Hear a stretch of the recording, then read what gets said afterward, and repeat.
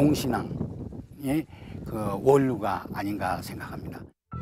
중국 고고학회 상임이사장인 곽대수는 우하량 유적지 고고 발굴 보고에서 이렇게 말하고 있다. 중국 5천년 문명의 기원이 요하 유역에 있음이 유적으로 확인됐다.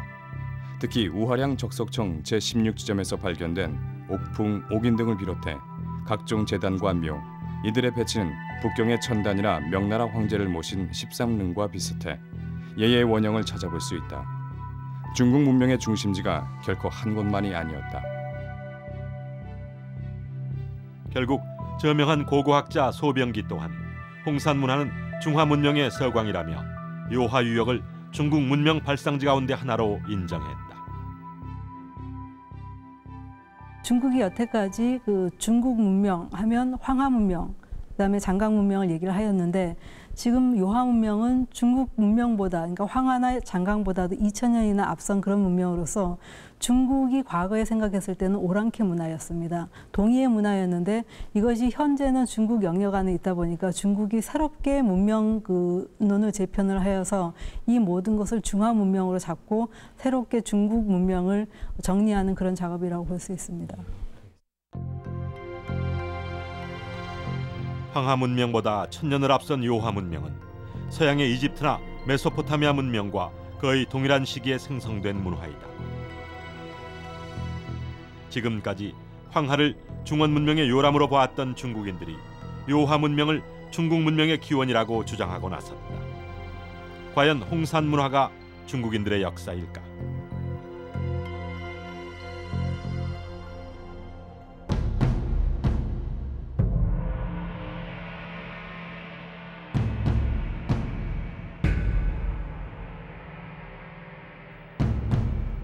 중국인들이 생각하는 중국의 경계는 어디일까?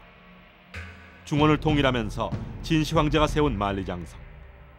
청나라 이전의 중국인들이 자신의 영역과 외부 세계를 가른 국경선이다. 북경에서 차로 2시간 정도 달려 만난 만리장성. 장성 밖은 관념상 중국의 영토가 아니었다. 그렇다면 저 너머에 존재한 요하 문명의 주인공은 누구인 걸까? 이 만리장성을 넘어서 이 요하와 가까운 대능하 유역에서 이렇게 새로운 문화권이 발견됐다고 하는 것은 우리 한반도의 우리 한국 문화, 고대 문화와의도 관계도 매우 밀접한 관계가 있다고 생각합니다. 죽음을 대하는 방식은 가장 변하지 않는 민족 고유의 풍습을 남긴다. 그리하여 고고학에서 묘장법은 동일한 문화권을 상징하는 표식이 된다. 우하량 유적지에는 집단의 우두머리 무덤으로 보이는 거대한 적석총과 27개의 석관묘로 대부분 돌무덤 형식을 취하고 있다. 석관묘는 돌널 무덤이라 하여 평편한 돌판을 잘라서 묘실 벽을 짜고 유해를 넣은 뒤 돌판으로 덮었다. 이러한 묘 형식은 특이하게도 요하 문명과 발해만 한반도 일대에만 발견되어 이들이 동일한 문화권임을 증명한다.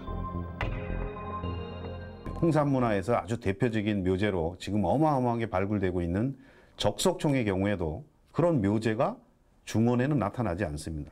여러분들 잘 아는 것처럼 고구려의 장군총이라든지 이런 것들이 그 적석총의 대부분의 그 가장 전형적인 형태라고 볼 수 있는데 그와 거의 유사한 형태로 홍산 문화에서는 3단으로 되어 있는 방형 혹은 원형의 제단이나 적석총들이 굉장히 많이 발굴되고 있어요.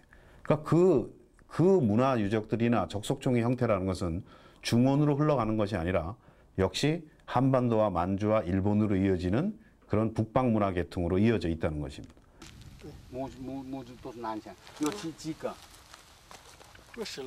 취재진이 찾은 곳은 사해유적의 중화 제1촌. 중국에서 발견된 최초의 주거지 형태로 기원전 6000년에 건설되어 홍산 문화 이전에도 대릉하와 요하 유역에 문명이 존재했음을 설명하고 있다.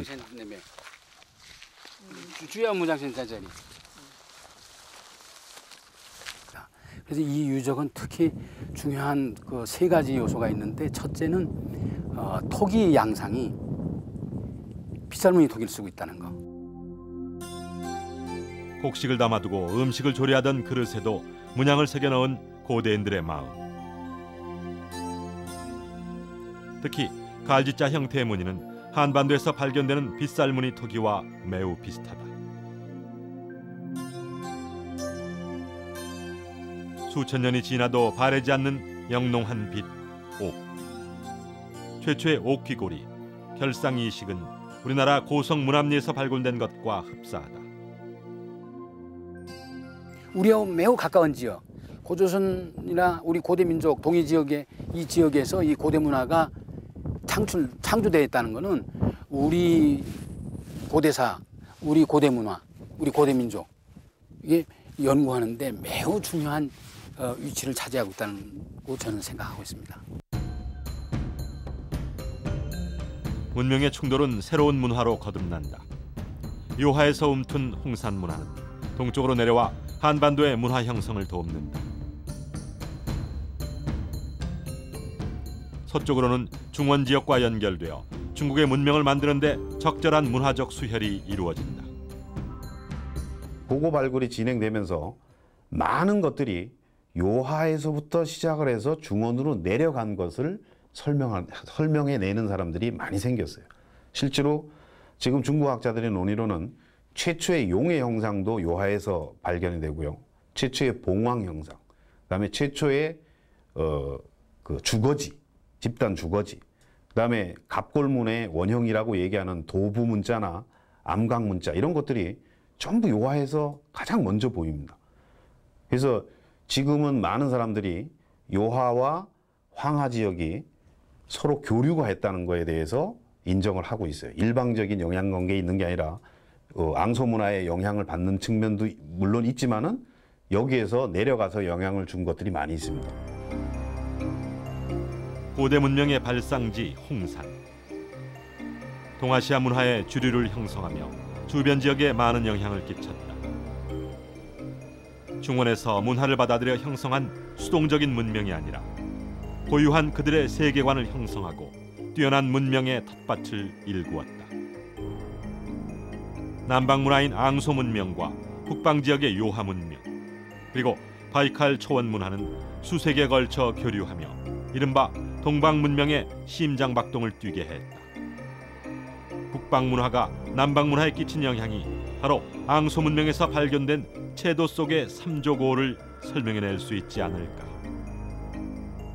그러니까 최초의 삼조고 상징은 앙소에서 나오지만 그 삼족이 만들어질 때도 와이벨트를 통해서 북방의 삼수문화의 세계에 영향을 미친 것이고, 그 다음에 거의 소멸되다시피 하다가 북방에서 내려온 상족들에 의해서 다시 부활을 하는 겁니다.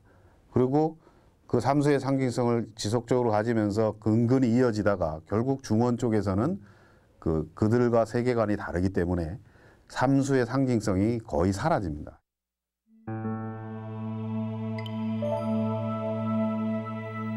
중원에서 사라진 삼조고는 고구려인들에 의해 그들만의 삼조고로 부활했다. 그렇다면 고구려 이후에는 어떻게 됐을까?